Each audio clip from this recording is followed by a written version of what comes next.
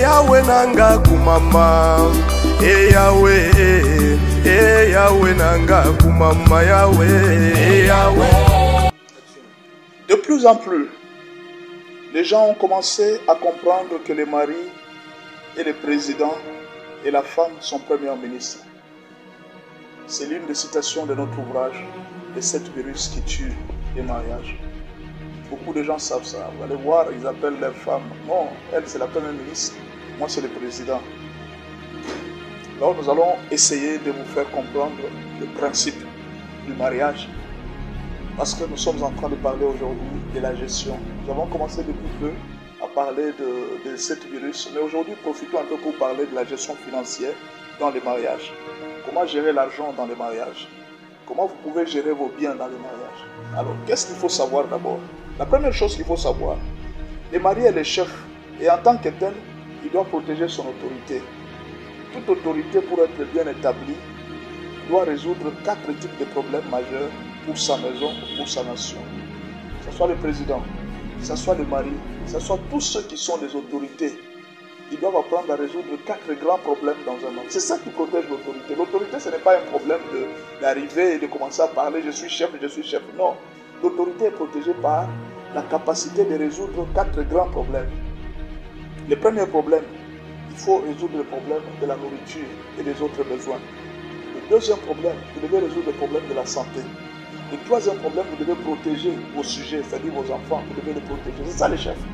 Et puis le troisième problème, vous devez rendre la justice à tous les enfants. Il ne faudra pas que les enfants soient blessés, que la femme soit blessée. Vous devez être juste vis-à-vis de tous les enfants.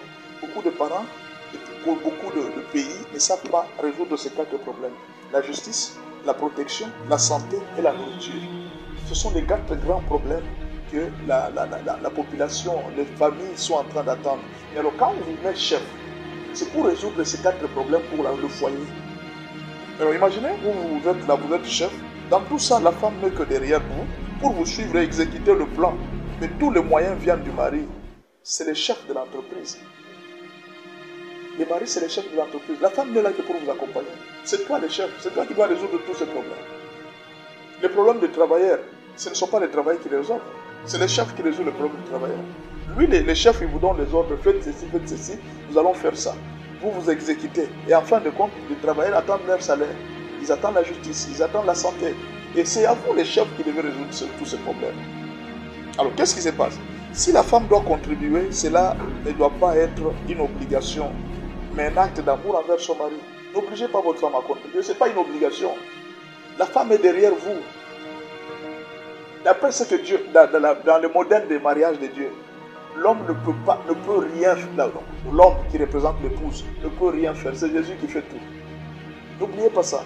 L'homme ne fait rien, c'est Jésus qui fait tout, c'est Jésus qui nous donne tout, c'est lui qui est tout. Il vient avec son argent, il vient avec tout, il vient avec la dot, c'est lui qui amène tout, c'est Jésus qui donne tout. Nous sommes là pour l'accompagner, c'est tout. Et la femme est comme ça dans les mariages. L'homme amène tout, elle est là seulement pour t'accompagner et t'aider. C'est une aide semblable. Elle est là pour t'aider. Elle est là pour te compléter. C'est que tu manques un peu, elle complète. Mais le tout, c'est toi qui dois tout amener. Elle t'aide seulement.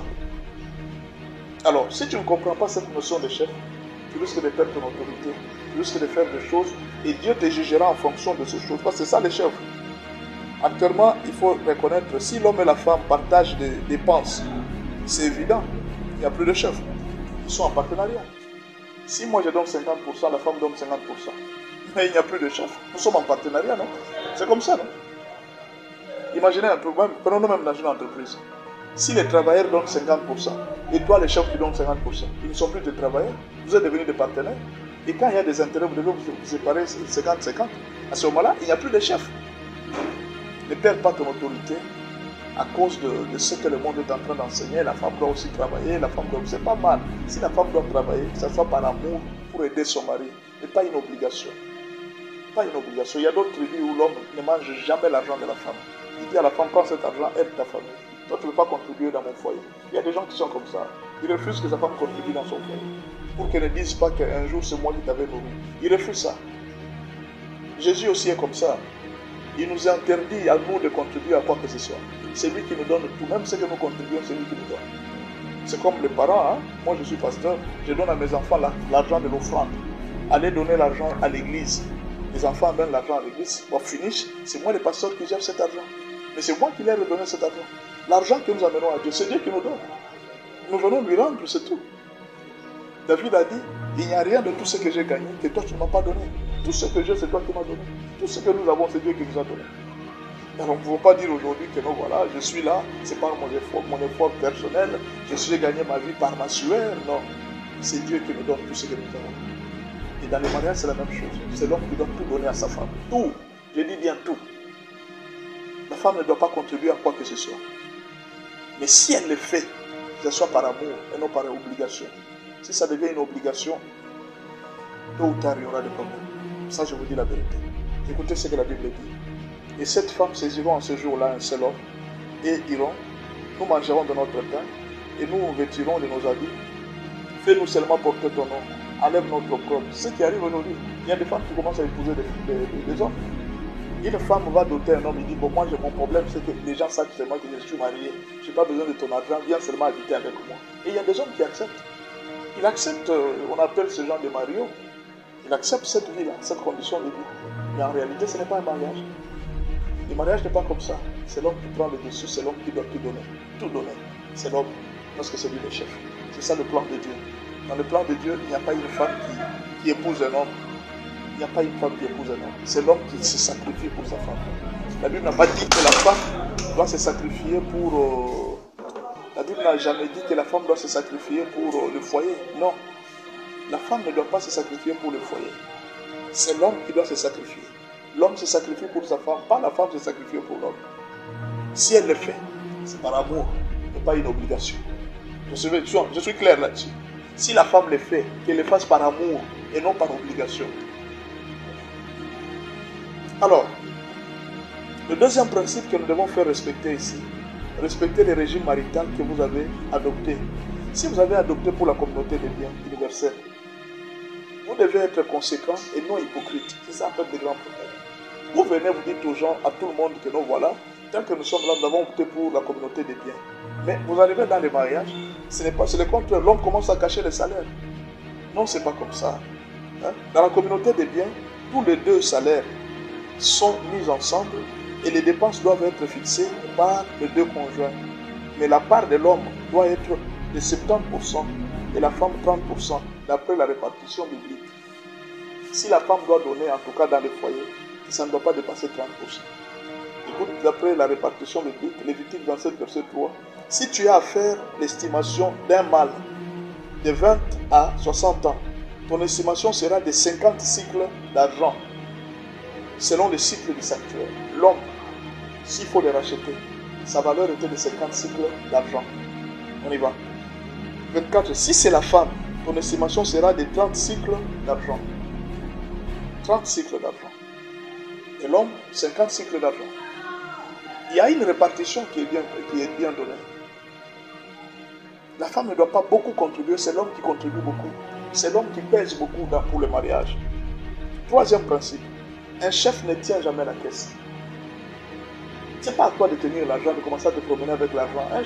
Un chef ne tient jamais la caisse. Tu es chef toi-même, tu tiens la caisse, sinon on ne sait pas comment. Tu dois choisir un caissier. Chez qui tu vas commencer à ordonner, c'est la femme. Mais l'ordre des dépenses est donné par le mari. Aucune caissière n'a jamais fait de dépenses à son propre compte. Toi, si tu es caissière, l'homme te fait utiliser l'argent. Tu n'as pas le droit de dépenser. Tu as déjà vu dans une entreprise, on te donne l'argent, tu commences à dépenser. Donc, quand l'homme te donne l'argent, tu n'as pas le droit de dépenser sans son avis. Lui est là, il te dit, prends cet argent, fais ça, fais ça. Tu fais parce que tu es caissière, tu attends l'ordre. C'est ce qui protège les mariages. Mais quand on te fait toucher l'argent, on te fait garder l'argent, toi tu commences à dépenser comme tu veux. Mais c'est là que ça donne des problèmes.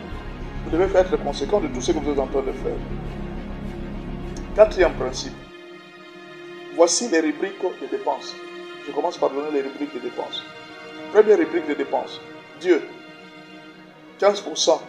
Dîmes, offrandes et aumônes. Ration alimentaire mensuelle de la maison. 20%. Charges, loyer, électricité, transport, scolarisation des enfants. 30%. Épargne et projet. 20%. Fonds d'urgence pour des problèmes urgents. 10%. Argent de poche, 5%, ceci, ce n'est qu'une proposition. Vous pouvez prendre ça et commencer à utiliser ça. Je vous donne juste une proposition. Vous pouvez revenir à la vidéo pour bien revoir ce que je viens de dire. 6e principe.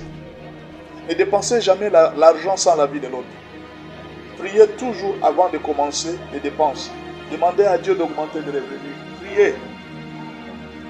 Ne dépensez pas sans l'avis de l'autre. Non, parce que c'est moi le mari qui donne beaucoup d'argent, alors je dois faire tout. Je dépense, je n'informe même pas ma femme. Mais tu es en train de tuer ton mariage. Ce n'est pas une bonne gestion, ça. Ça ne se passe pas comme ça dans les mariages. Vous devez faire tout ensemble. Psaume 128, cantique de degrés. Heureux tout homme qui craint l'Éternel, qui marche dans ses voies.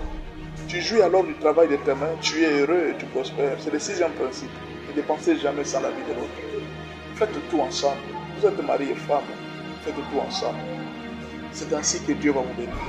Voilà ce qu'on peut dire à propos de la gestion. Si tu aimes ton mari et que tu veux protéger son autorité au nom de ton amour, tu dois lui remettre tout ce que tu gagnes. Si tu aimes ton mari et que tu veux protéger son autorité à cause de l'amour que tu as pour lui, donne-lui tout ce que tu gagnes. Tout ce que tu gagnes. C'est lui qui doit te dire, prends l'argent. Non, ne me donne pas. Mais donne-lui. Quand tu donnes l'argent, viens lui montrer, voilà, les grandes zones peuvent éteindre l'amour et les fleuves ne les submergeraient pas. Quand un homme offrirait tous les biens de sa maison contre l'amour, il ne s'attirerait que mépris. L'amour est au-dessus des droits et devoirs. Quand tu aimes, tu donnes tout afin qu'il gère. Si tu aimes ton mari, donne-lui tout. Merci beaucoup de nous avoir suivis dans cette partie de la gestion et je pense que la fois prochaine, vous pouvez vous procurer cet ouvrage qui peut beaucoup vous aider. C'est un ouvrage très important pour vous et ça peut vous permettre de bien gérer votre foyer. Soyez bénis et nous allons nous voir la fois prochaine.